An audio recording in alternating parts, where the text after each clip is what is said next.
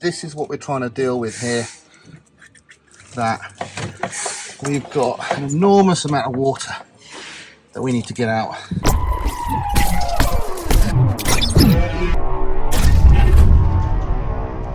Well guys, because we're still getting loads of water in the footwell here and in this channel where the wires lie, I'm going to use my endoscope to try and see if the bung has come dislodged back there in the footwell. Now there is a bung there that leads from the sunroof, which could have come away.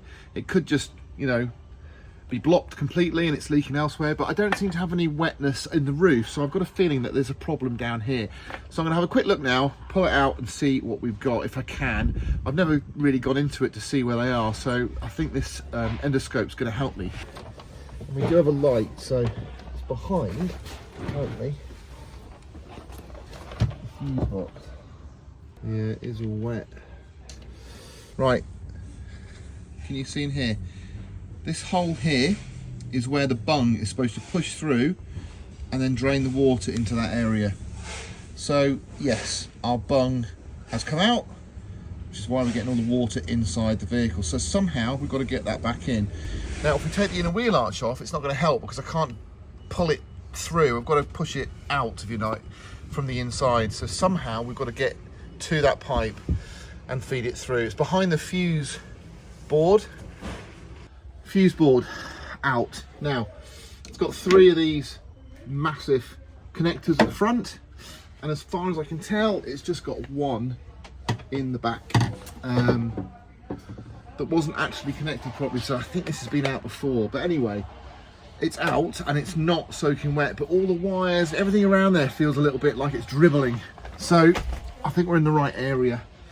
This pipe with the red tape around it, that is our drain pipe from the sunroof. It's got water coming through it, it's wet, and it's not connected to anything. Now I think just here, somewhere in here, we've got to find where to connect it to, or I'm going to have to manually try and get it to go out of the vehicle and do my own little fix. It sounds silly, but I'm really excited that we've managed to find the problem. So what I've got here is a replacement pipe. Now this end is what's missing, and it's bonded in quite nicely to the this pipe. So we don't need all of this pipe, and I need to try and work out a way to connect this. So I'm going to put this piece in first. It's probably going to be quite long, but then I'm going to connect it with a connector. Now to help me get this in, I'm going to use some silicone spray, get it nicely lubed up. That should help me slide it into the hole. So I'm going to use my oscilloscope as the torch.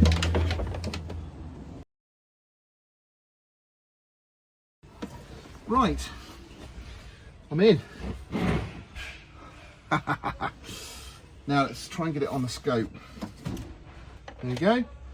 So there you can see it plugged in, plumbed into the panel. So now we've got to join these 2 up. Oh, that's got a kink in it already. That's no good, is it? It's no good at all. What I really need is an L connection. I can't think of anything I've got. Oh, while you're there, let me just show you what was there before. So someone had tried to do a bit of a bodge, which is not, you know, it's fairly recommended. They've just got a piece of tube look that they poked into the existing pipe like we're going to do, and they just use this to come out. But the trouble is, look at the hole, it's so small on there. Now this would have worked if the ID had been a bit bigger. Now obviously it's all you had to hand, a bit of fuel hose. Got the A-pillar removed.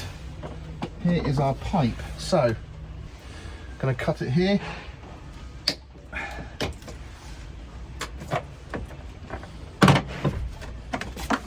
There's the old pipe. So I've got to try and feed the new one up. Oh, that was silly. I should have put a bit of string on the end of that. Bugger. I'm so glad you didn't watch that. That was a real effort. So I've got it through. So now I want to connect it here. Now the hardest part of that was trying to pull it through and not get a kink. Do you know what? I think this pipe's going to go over that pipe.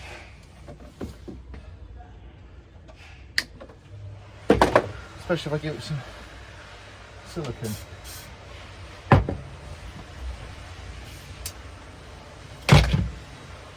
There is our connection. Hopefully you can see that. Just here. That actually pushed inside. So I've gone in a good 20 mil. Then we've got a pipe that goes all the way into the dash. And the hardest bit, as you can just see, I hope, there it is in the back. Hopefully you can see it. And then that is where it connects into the wing look. So we've got it pointing up. I think that's going to do it, you know. Okay, we're all connected. I'm going to have to move this Land Rover today because it's the weekend and they need it out. So I've got to put that fuse board back in. Now, I don't think it's going to be impossible, but these are a bit tricky. I'm not sure which ones goes into which. Please don't be exactly the same. No, they're not. Okay. Right, so we're going to get these in. I'm going to use some contact cleaner as well, just in case we've got any moisture in there. It should help. Let's see if we can get these in. Again, I'm not recording this. What a job. So, I'm not going to lie, that was really hard work. Access was dreadful. I mean, I couldn't get access to get the connectors back into the fuse board afterwards. I struggled to get the angle and even get to that hole in the wing to put the new grommet into. I struggled to get, everything was a struggle, believe me, but I'm hoping it's worth it. We now know we had a problem. Hopefully that solved it. I know that's a clean pipe. Just because obviously water's coming from the sunroof down into this footwell. So with any luck, now it won't be coming into the footwell. I've dried off, well, I haven't dried it off, but it's, well, I have. I've emptied out all the water as you saw before. So we'll leave this parked up over the weekend. It's going to rain and we'll know how successful that was on Monday. Morning folks, right, so it's after the weekend now.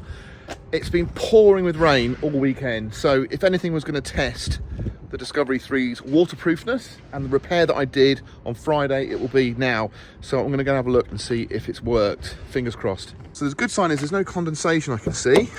If you remember, we had this, that looks dry, that looks... Okay, that is from the other day. That's just not been dried out yet, but look at the difference. If we hadn't fixed it, that would be full again, guaranteed. That's dry, that's from Friday.